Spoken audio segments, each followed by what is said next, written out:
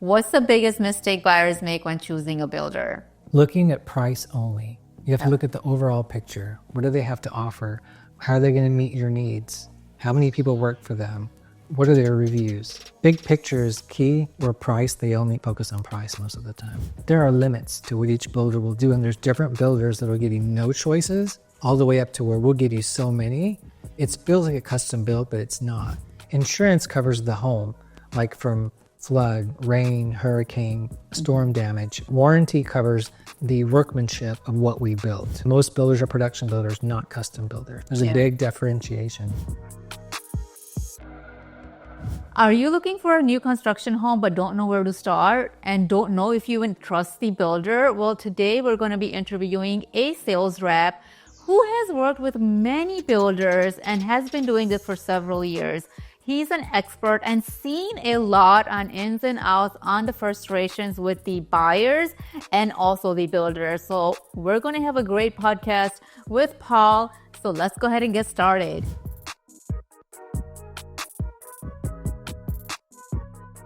Okay, guys, now we've got Paul right here, who is an expert on new construction sales rep. He's been doing this for many, many years. Thank you, Paul, for joining me on this podcast and going over the ins and outs and some of the horror stories that you might have seen.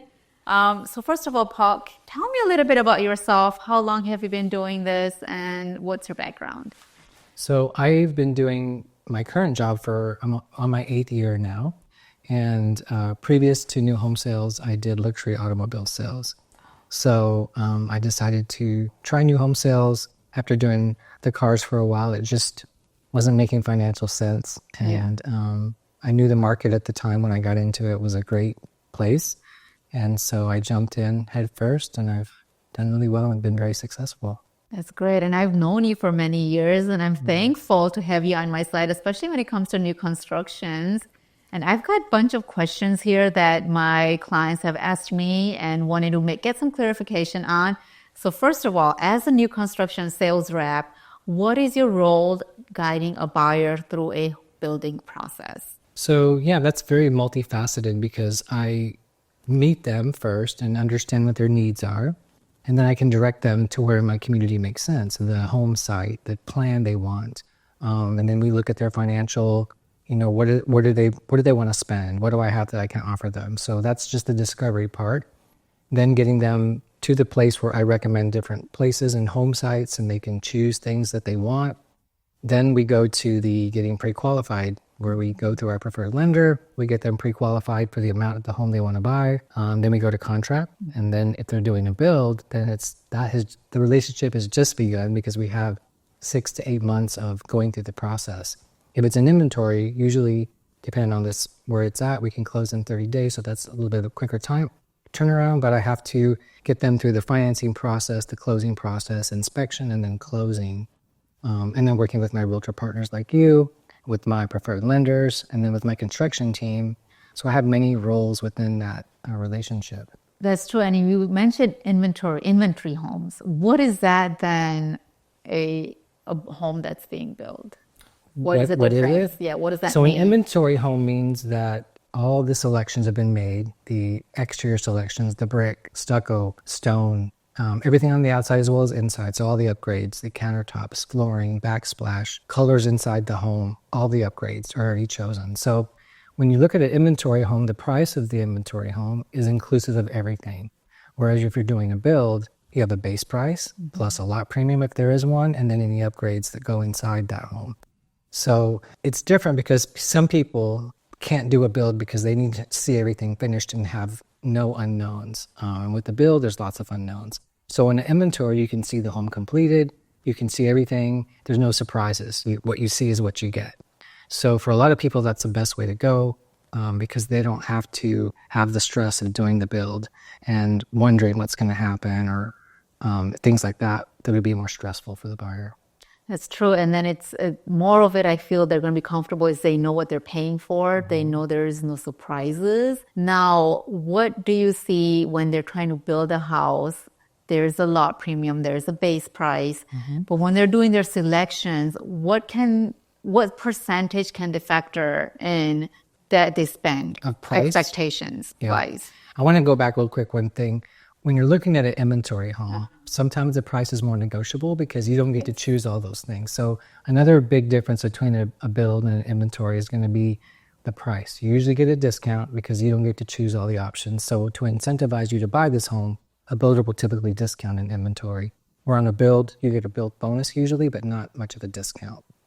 So the next question was, tell me again about The how much? oh, how much? Yes. So it's really different per builder. So some builders will give you a lower base price, and then the options that go in the home are higher priced.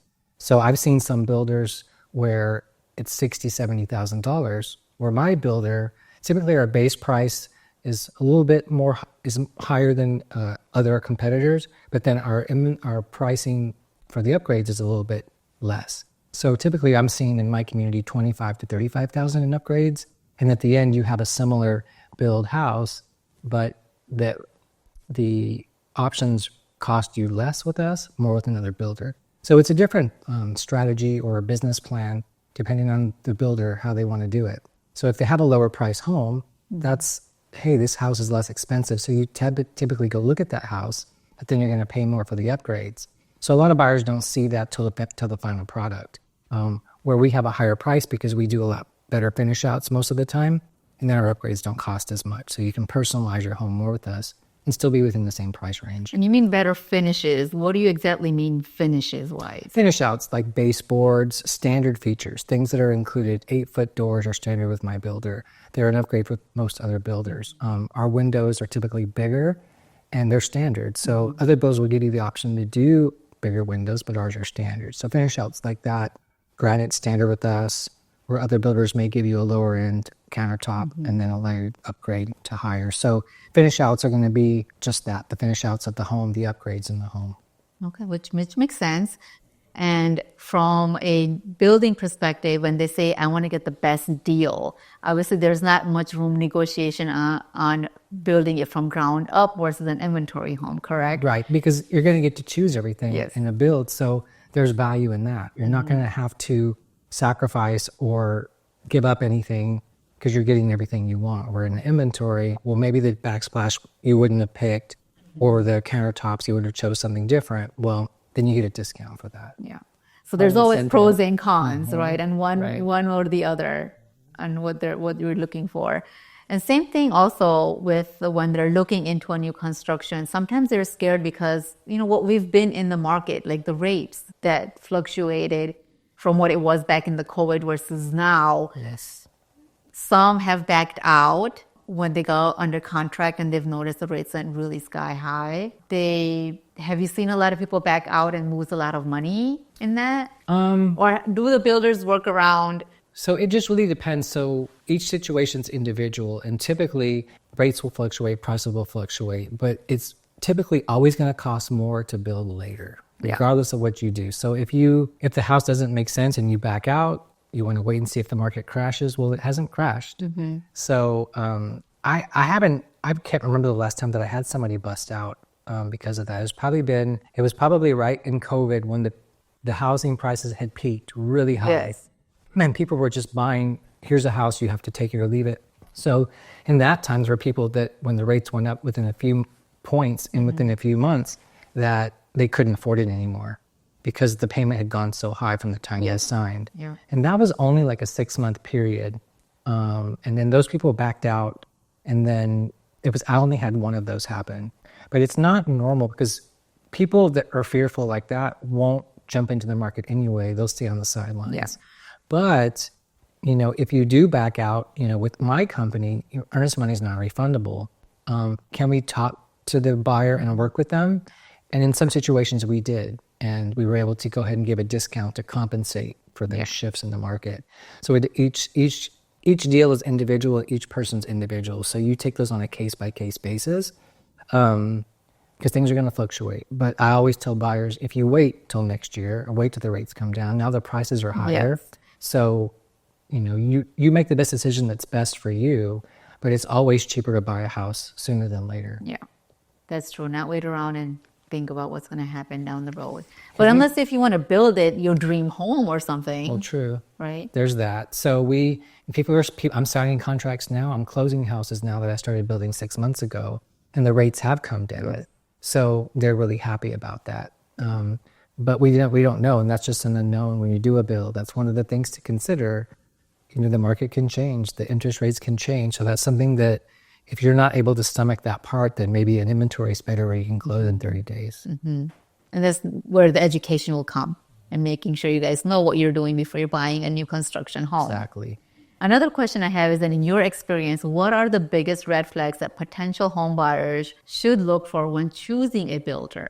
So yeah, that's, I guess everybody has what they're comfortable with and what things they're looking for. Some people, the most important thing is price. I want the best price. Yeah. But with the best price doesn't always come with the best service. So if you want the best price and that's what you're focused on, then you have to be ready that maybe you don't have as many project managers managing the situation. Or if you have a problem, there's not much you can do or talk to about it. There's so many things. Price is really what people typically lead with. What's the best deal?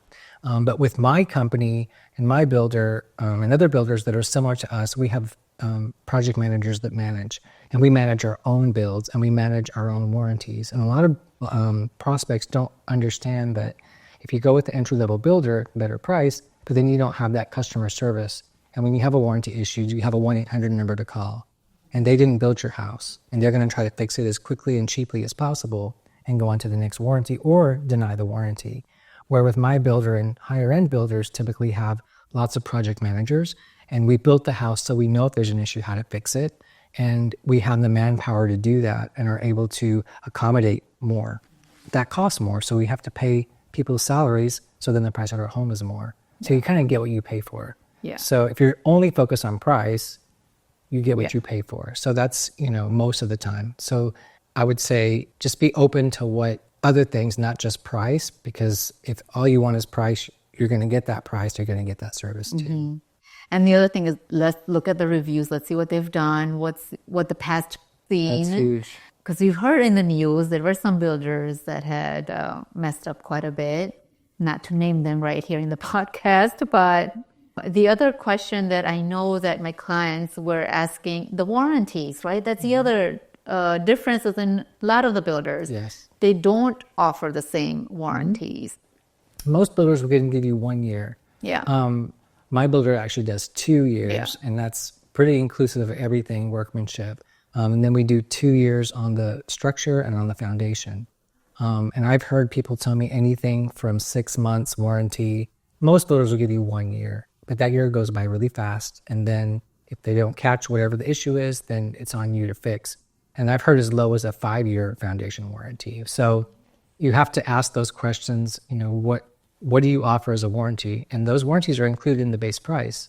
So that's one thing that people don't think about right away. They just, again, they're focused on price most of the time. But the warranty is a huge part of that because people build houses and it's not a perfect process. No. There are going to be issues. Yes. And so you want someone to take care of those issues when they come up, not say, oh, well, here, call this number, or, oh, you're out of warranty. Now, for the warranty, let's take a basic sample. You said 1, 3, and 10 is, or 1, 5? It depends. I would say most builders give you 1 year. 1 year. On the everything in the home. And everything means like everything. Workmanship, doors, drawers, cabinets, hardware, pretty much everything in the house that's not a normal wear item. Like things like paint, caulking, things that normally wear would not be warrantable. But anything else that's hardware, that's something that, a drawer breaks or a door falls off the hinge or a window breaks its seal, those things are going to be usually in the 1 year with most builders, 2 years with ours. So for the 1 year, they want to get everything done by 11 months, turn it in usually, maybe get an inspector in, So some see people what do that's that. in the report. They'll get an inspector month 11, and then anything they find, turn that warranty ticket in to get it done before the warranty's up. And have you seen the builders pretty good with fixing all of that within the first year?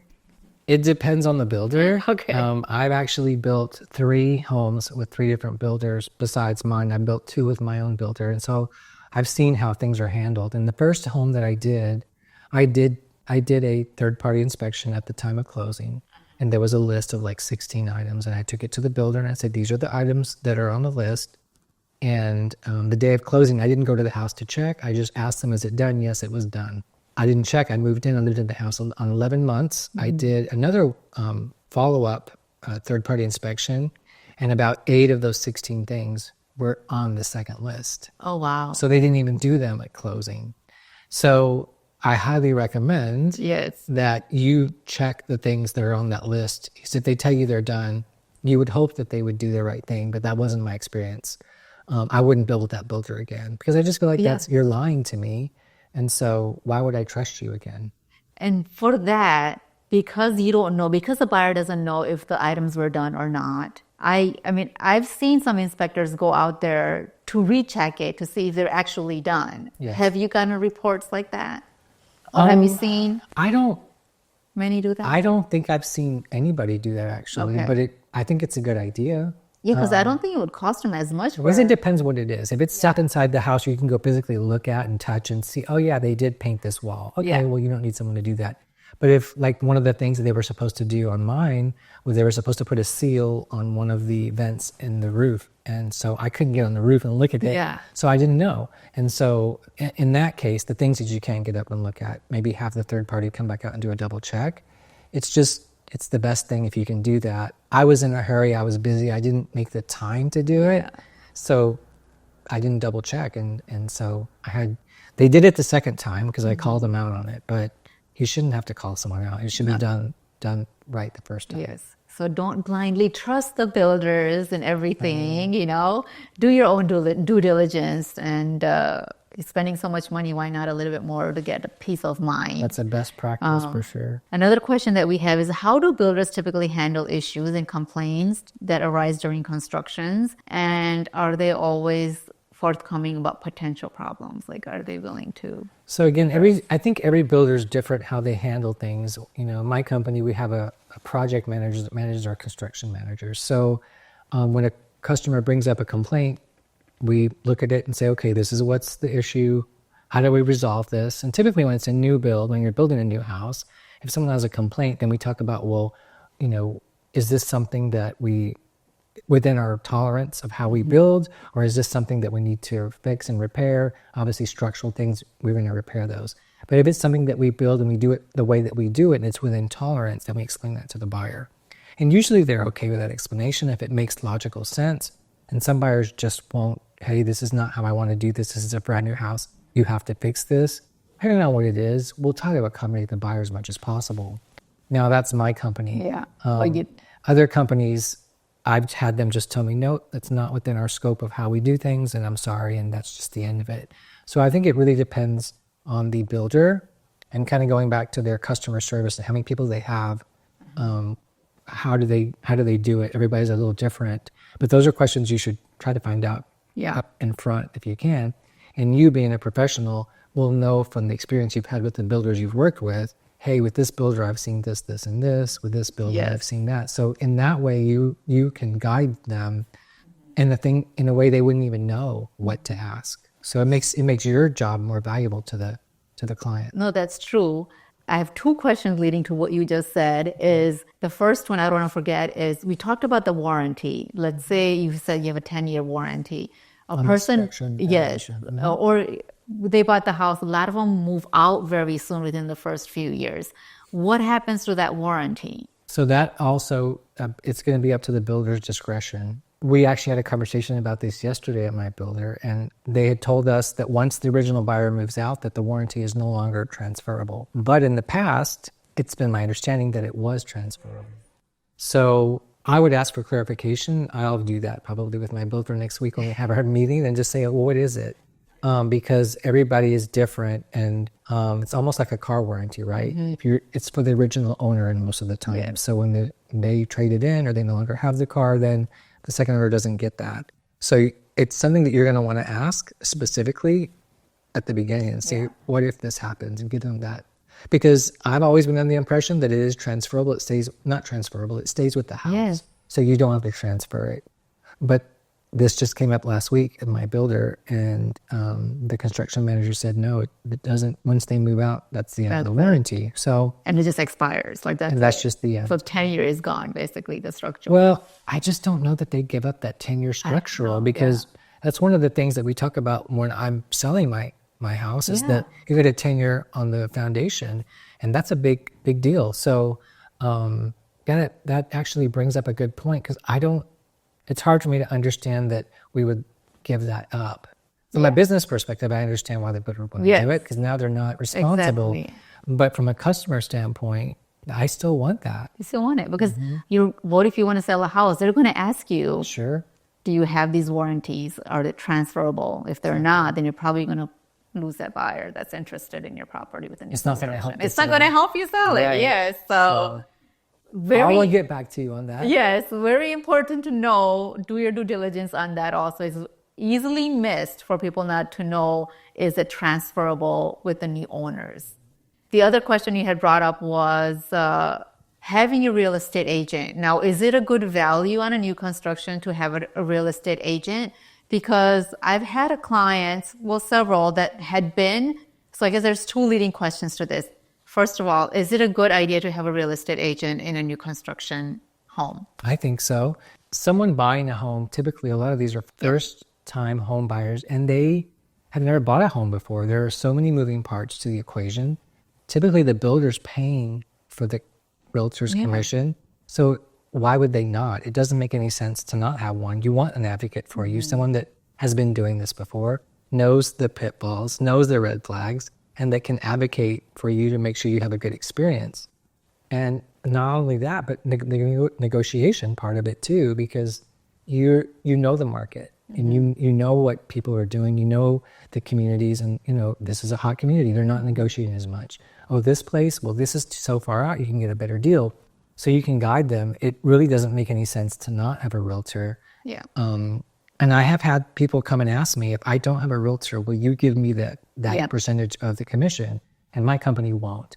So either we pay it to your realtor, or you don't have a realtor and there's no 3% commission. So there's no reason why they shouldn't, because that's an advocate for them. It doesn't cost them anything. Yeah, so why not have a real estate agent be on your side, get those second eye look on the new construction, and then the realtors that have done new construction, they're experts on it. You have expertise. Because I did have a client reach out who had went to the new construction builder at their first appointment, did not have a real estate agent present at the first appointment, and wanted to add me later on, then absolutely said, no, we cannot have a real estate agent added on because you did not bring her at the first appointment. And they lost that opportunity for the negotiation part that they wanted me to do for them. Have you seen? Yeah, each builder is different how they do things. I've heard that too. I've only worked for my company, so I only know how we do it. It is not required that the realtor come to the first appointment. If the realtor shows up as part of the process, now if I write a contract without a realtor, I can't add one to the contract. But if the realtor comes in as an advocate for the buyer at any point during the negotiation with my company, then we can add them. And we do value our realtor partners, so we don't want to push them out. And I think some builders' business model is, well, if we have to pay 3%, let's not pay it. And it's more to save money than to give an overall better experience for the buyer, which I think it's better. You want your clients to be happy. And if the realtor can facilitate that, then do it. Plus, realtors are going to like working with you if you do a good job, and they're going to bring you more business. We've done lots of deals together.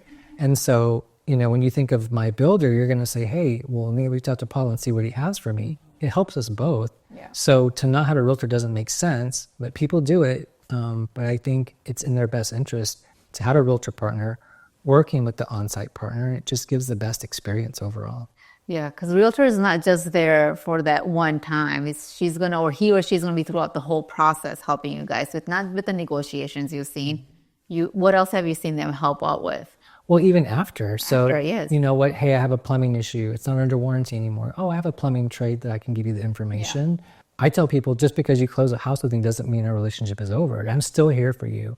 And it's the same thing with the realtor partner. Oh, I want to repaint the house. Oh, I've got a guy that can help you do that. Here's the phone number of a guy that I use. So there's a lot of value, not just, of course, the negotiation. Of course, that part's important, but there's value after too. Yeah. And there's other things too. Let's say the interest rates shoot up. Well, maybe we can get a deal with the lender that it's not available to the public, but the realtor knows about it, or a negotiation with the builder that they know about, that they can help. There's just so many reasons why it just doesn't make sense not to. It doesn't cost them anything. That's totally, people need to know that basically. Okay, let's move on to our next question. Now, from your perspective, how have different new construction builders you worked with varied in the process, like timelines and buyers' experiences? That's a tough question.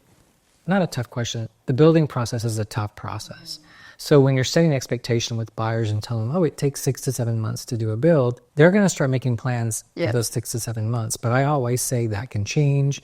We don't control Mother Nature. The weather's going to slow us down. We don't control our vendors. So things aren't going to show up. Our trades will call in sick. With COVID, we had people out for weeks. So there's so many things that can go wrong during the process. You have to be really flexible in that. But how each builder responds to it is different. If you have more employees and you have a more established process of how you build, then these things are less bumpy. And so I think we do a pretty good job. I'm sure there are people that would say, oh, my build was terrible and all these things happen. But for the most part, we try to stick to expectations. And I think some builders are better at it than others. And so you just have to ask a lot of questions so you know how they're going to handle things when things go wrong, because there's going to be delays. I've never built a house that there was no delays. It's just not possible. How bad are they and how quick can we recover and get back on track? And I think each builder is different in that. I think we're really good at the recovery process because we have had a lot of experience. And so these are the things you have to just ask lots of questions. And also you would know based on your experience with what builders you've worked with, how they've handled things in the past too. So you'd have the wisdom to know, well, builder A, this happened and then this, and this. And then builder B, this, and this. So in my experience, this has been the better experience, and you can help guide your clients in that way. No, that's true. And then what are the pros and cons you've seen when builders choose their builder's lender versus the outside lender? So typically we have a relationship with the preferred lender, and so it's a smoother process. They know what paperwork we need.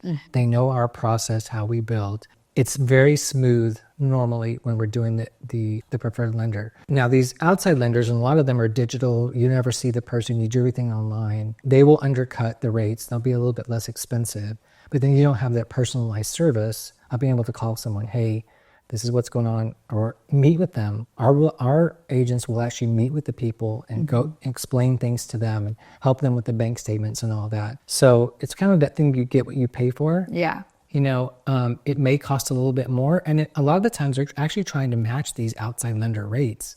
We also give a builder credit. So to use our lender, we're going to give you a lender credit towards closing costs, typically is what I've seen most builders do. So it incentivizes you monetarily, and it's a much smoother process. A lot of the times what I've seen with outside lenders is they're a little bit less sometimes, but the customer service is a lot less, and then they miss closing, or they don't close on time, or documents, we need this document, we need that document. A lot of the times I'll get the outside lender asking me for things that I've never had to give my preferred lender. Well, let me see where I can find that document for you. We need this, we have to have it. I don't even know what that is sometimes. So it makes our work more difficult. It makes the buyer more stressed sometimes. And I've seen them, save $100. Yeah. They get a not smooth transition. So with using the preferred lenders, and that's with any builder, it's usually a much smoother, easier process, and then you're financially incentivized. So what are the incentives that closing costs? What are the closing costs? Are they given usually? So it's really gonna depend on the builder. Our specific builders are around $5,000. Okay. So other builders will give like owner title policy. Okay. And it just depends on what the builder wants to offer, how much they want to incentivize you. And like with us, we have additional negotiation usually that we can add to that closing cost, where sometimes we can cover all the closing costs for you, given that lender incentive as well. So it really depends what the buyer wants. We work our best to accommodate, everybody wants the best price and the lowest interest rate and the easiest closing. Well, we try to give you as much of that as possible. So each builder is unique in how they handle that, but they want you to use the preferred lender because it's smoother. They know our process, we know their process. They don't typically miss closings. And the outside lenders don't know our process. And so it's not as smooth and easy Can we do it? Yeah, we do it. We do it all the time. What percentage have you been seeing? I would say, for me specifically, I probably do 80% in-house and 20% out. Oh, I have other people in my organization that do 60-40. wow. They have relationships with outside lenders that have done our paperwork. Okay. So that's a little bit, I mean, there's just so many variables Yeah. out there, right? But I like my preferred lender. We work really well together. It makes my life easier. It's usually a better experience for the buyer overall. So I try to keep up with my preferred if I can. And if I can't, then let's do the outside too. Okay. Well, that's good to know. And how flexible are builders when it comes to customization? What are some limitations buyers should be aware of when choosing upgrades or any changes? Because I get this question asked a lot. This is a touchy one because most builders are production builders. Yes. We are production builders, and if you start with your entry level, they don't give you anything to choose. You could choose A, B, C, or the houses. There's not even a choice. Here's the address, take it or leave it. And then we're on the other side of that spectrum where we have a lot of personalization in our homes. Now, I can't move walls. I can't move roof pitches.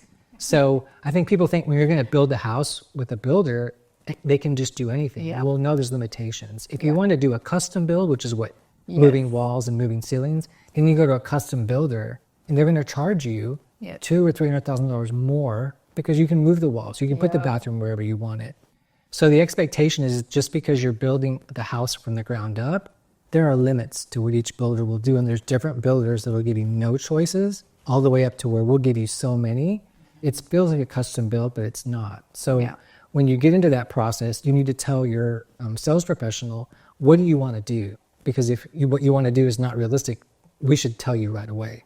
I can't turn the island sideways and move that wall out 5 feet. That's just not what we do. And people do ask that because they want that, but you have to be very clear with what intentions you have. Typically, production builders don't move walls. We don't just put a window where you want it. We can't turn the bathroom sideways. We can't switch the bathroom of this house with the kitchen of that house.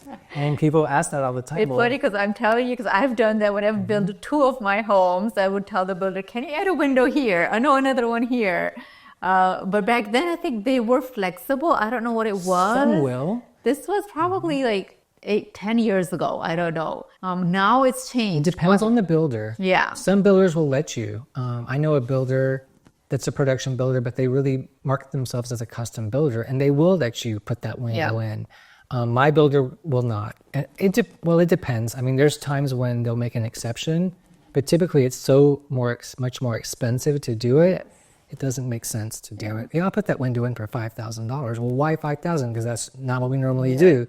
So they end up not doing it most of the time anyway. But I like to say we're a production builder that allows you to personalize your house. Yeah. Where I don't like to use the word custom or customized because it gives people full range to think of anything that they want to do. And most builders are production builders, not custom builders. Yeah. There's a big differentiation. That's absolutely right.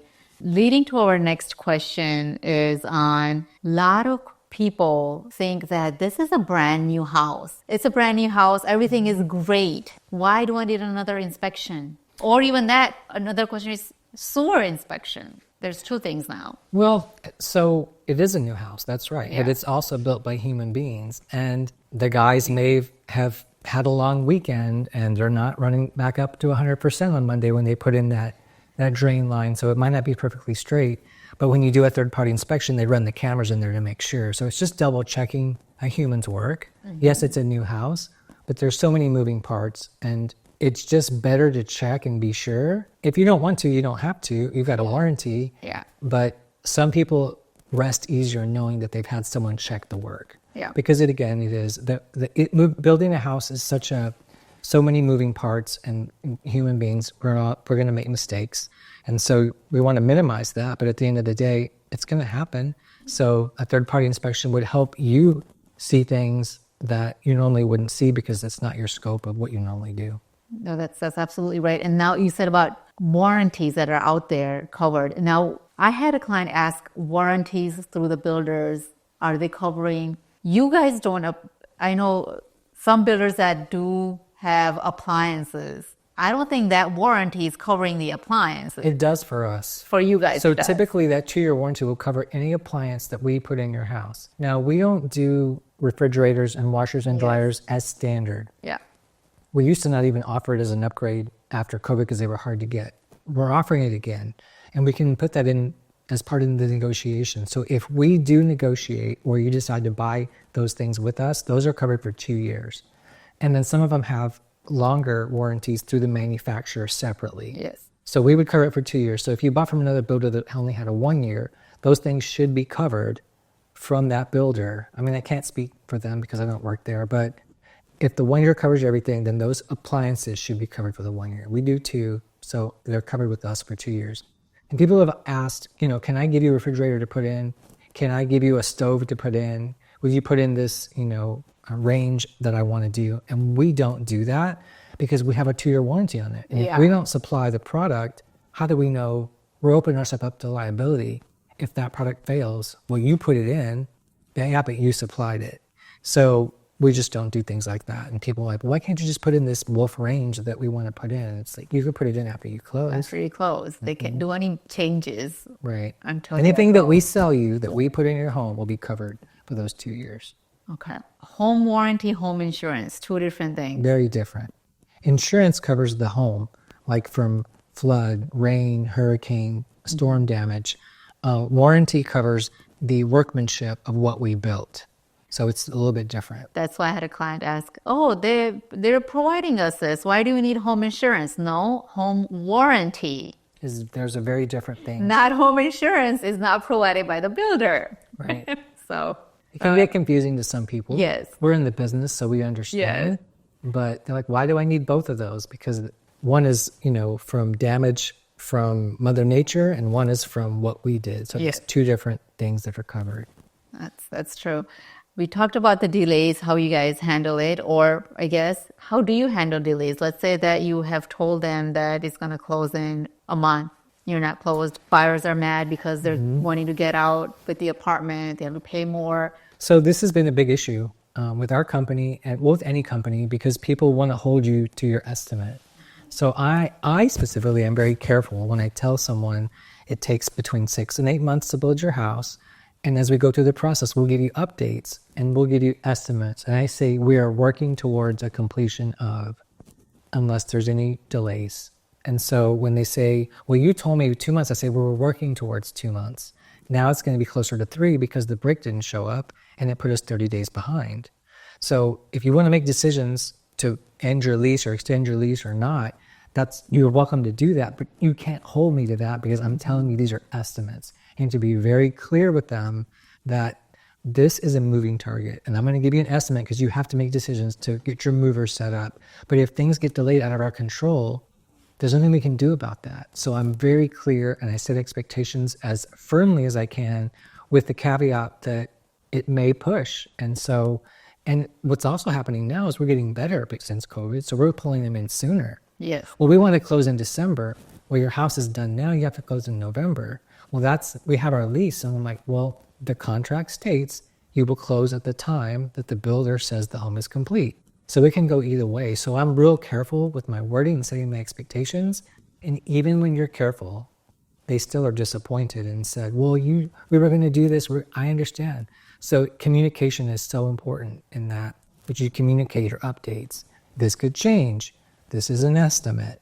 That's the other question is, let's say they're going into contract, and contract language is so, people don't understand what's in the contract. Yeah, it's like 48 pages of contract. Yeah. And I don't think anybody would read all 48 pages. So it is a responsibility of somebody to explain that and what's on there. Right. Whose responsibility? Well, it's the responsibility of the buyer to read that contract, number one. Yes. Right? But if they have a realtor partner that has bought with this builder before, they can go over it with them. And a lot of my realtors, they do. So when I send a contract out to a buyer, most of the time it's via DocuSign now. And then I email a copy to the realtor so they can go over it line item by line item. Sometimes the buyers will ask me to go over it with them, and I'm supposed to tell them that I'm not an attorney and that I can answer questions generally, but it's just not, I can't do that. And some on-sites won't even say, I can't, and they'll just say no. I try to be more accommodating, and if I read a sentence, well, this is what it says, and to me, this is what it means. most people don't even read it, to be honest. know, yeah. And so they should. It's their responsibility. At the end of the day, if something goes wrong and they say, well, we want to close in December, and I take them back, okay, well, Section 4 of the contract, Section B says that you will close when the buyer says you're going to close. Otherwise, you're not in, what's the word I'm looking for? You're not following the contract. So, and it's in black and white. Yeah. So it's really hard to argue with that. So it is important that they read it. But if they don't, the realtor can at least help guide them, and set their expectations too, because you guys have done this before, so you understand. And so having a realtor partner really helps us too, because there's two people saying, yes, I've seen this before, this is how it is. Yeah. Because they're going to trust you more because you work directly for them. I'm trying to sell them a house. But I want them to have a good experience too, but they don't know that because they don't know me. But it can get really dicey. So it's really important to read the contract. And when we talk about completion times, those are estimates and things can change. And they have to be understanding and be flexible because these things can change. Yeah. And so it causes a lot of point of contention when they're expecting to close in December and we're ready in November, or the vice versa. They want to close by the end of the year. The house is ready till January now, and then their whole world is turned upside down because nobody told them that. Well, we have been telling you slowly over time, but then when things change and it shifts, then you have to be ready to follow the contract. So know your closing dates, but do know that it can change. It probably will change. It probably will change. More times than not, it changes. So with that, the other question is, what can a buyer do if their home prices went down from when they were contracted? Can they go back and negotiate on that price? That's going to be per the builder. Okay. I have seen it happen where they have negotiated some things. I've seen where they have not negotiated. So each case is going to be on a case-by-case basis, depending on the builder, how they want to handle it. Yeah. It doesn't happen often. I think I've been doing this for going on 8 years, and I've only had 2 contracts where that happened. And that was right after the peak in COVID, and it started coming back down very quickly. And people were getting ready to close. Like, yeah, but these houses are less. So they either would negotiate and give them some type of credit, or the people would just walk away. I don't know that that's going to happen much, because I feel with interest rates starting to come back down, we're going to see prices go back up. Yeah. So we shouldn't see that much in the next, I would say, few years. It's a possibility, and you'd have to just go to your builder and just say, hey, can you help us? And if you go to the builder like that and ask for help, they still want to sell the house. Yeah. They're going to work with you if they can. So, but if you call and threaten and say, you better do this or else, they may not want to work with you. Oh, yeah. So it just depends on how you speak to the builder. And at the end of the day, we all still want to sell the house. Yeah. So most of the time they will work with you. So it's easy to get mad at a builder, but obviously we all want to work with you, so stay calm. Yes. Last question I have is, what, for the first-time home buyers, what would be your top tip to ensure a smooth building and purchasing experience? Be flexible. Mm-hmm. Be willing to understand that things are going to happen that you're not ready for, and just be able to be flexible in how you see things, and be ready for the unexpected, because things are going to happen, and just be ready to be able to move with those things, because it's not a perfect science. Yeah. And we don't control a lot of what happens with supplies, with contractors, with the weather even. Mm-hmm. I mean, I've had homes delayed a month just because of rain. And so you have to come with an open mind and know that this is not a perfect process, and you have to be flexible. Yeah. When things happen like this, work with us, be understanding as much as possible, because we're not doing this to make anything difficult for you, but sometimes they make it seem like we're doing this against them, and it's not. It's happening to all of us. They just choose to be very rigid in how they're looking at it. Yeah. And then they get upset at us, and then how do we handle that? Yeah. A lot of hand-holding, education, ask a lot of questions, right, for first-time home buyers. Just to have an agent. Have an agent is very most important. That can know what questions to ask. Exactly. Yes. Yeah. Yes. Okay. Ending with our rapid fire questions. I've got 5 questions for you. What's the biggest mistake buyers make when choosing a builder? Looking at price only. You have to look at the overall picture. What do they have to offer? How are they going to meet your needs? How many people work for them? what are their reviews. Okay. Big picture is key, where price, they only focus on price most of the time. Okay. What's one upgrade that buyers often regret not choosing? The biggest patio option. People will not get the bigger patio to save money, and in the end, they wish they had the bigger patio. When they sell the house, it gets more value for the money. Always get the bigger patio. Always do the bigger garage. Both of those things are going to add value to the home, and you'll appreciate it. You may not want to spend the money up front, but in the payment scheme of things, it doesn't change. Bigger garage meaning extension of the garage. Extension and or an extra bay. We offer a 5-foot extension or actual extra G bay if it fits on the lot. So we do a 3-car tandem in some places.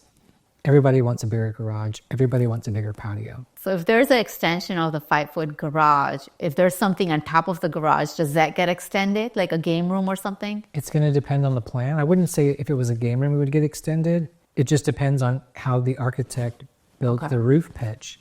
But I would say usually on extension on a garage, it's only for that lower level. That's what I see in our plans. Okay. What's the most common mistake buyers make during the building process? Assuming something is how they see it. And when they come and ask us something and say, well, we thought it was going to be like this.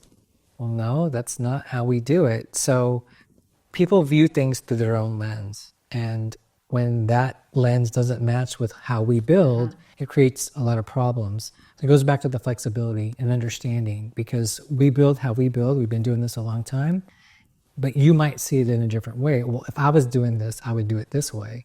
And so I would say a big thing is the understanding of how the process is supposed to go and how things happen would be something that they just expect to be a certain way. And a lot of the times it's not. What's one thing that you heard builder promise and couldn't deliver? So some builders do say, oh, we can build the house in 6 months or 5 months. It's not possible to give a time frame. So I think a lot of times when builders do that, we don't do that. But I've had other builders tell me, oh yeah, if you buy this house, we can get you closed and in by this time. That's not a realistic expectation, and normally it's missed. Okay. So I think timeline is a huge, we've talked about this multiple facets, but timeline is a huge thing that you can't guarantee. No one can guarantee it.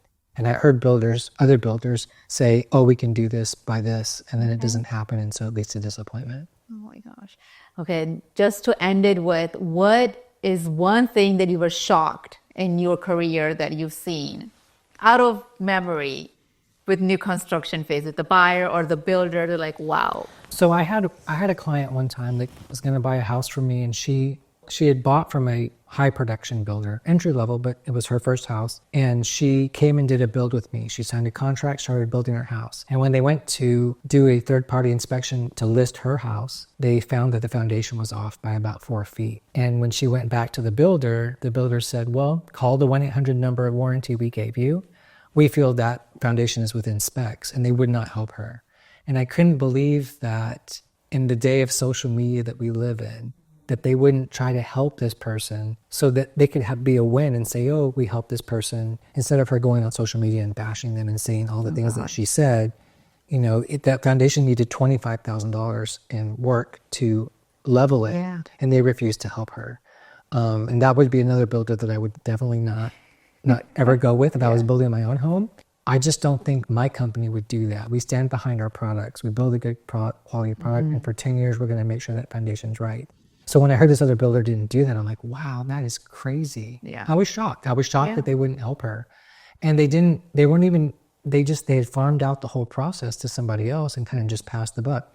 They had bought a warranty from somebody else and gave her the 1-800 number and said, you figure it out. No. And so that was terrible. That was a nightmare. I mean, she came into my office crying. Oh, no. Do we cancel our contract? What do we do? And it was terrible. I felt so bad for her.